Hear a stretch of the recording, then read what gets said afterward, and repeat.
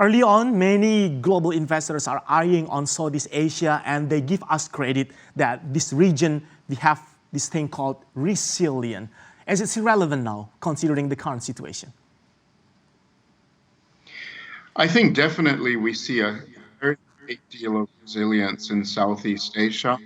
Uh, there's been very steady growth in the Southeast Asia region over the past 5 or 6 years. And I think one of the key reasons for that strength of growth is the rapid growth in domestic consumer spending, because the domestic consumer market has become more and more important as a growth driver for Southeast Asia.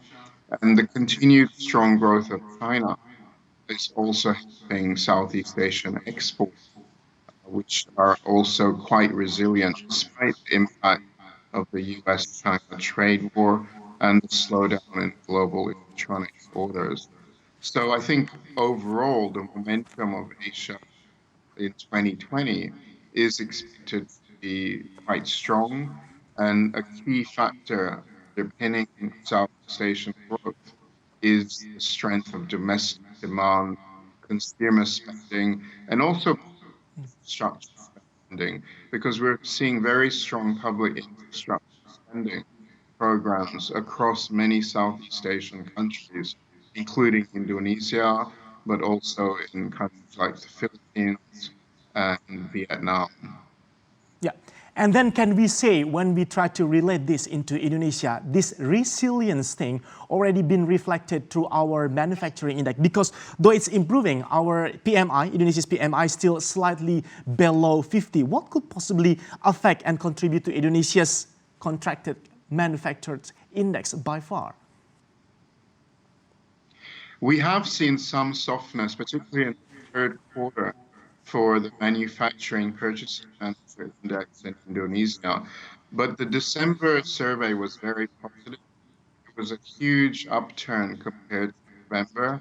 And I think a key reason why the PMI for Indonesia has been a bit soft in the last few months was the auto sector, because the auto sector in Indonesia have been during 2019, and that's an important part of manufacturing output. So I think one of the reasons why the manufacturing PMI for Indonesia has been soft during 2019 is the impact of the auto sector. But with auto sector starting to show some improvement and the outlook for 2020 also better for the auto sector, that does suggest that the PMI for Indonesia should turn positive in the coming months, and we should see expansion.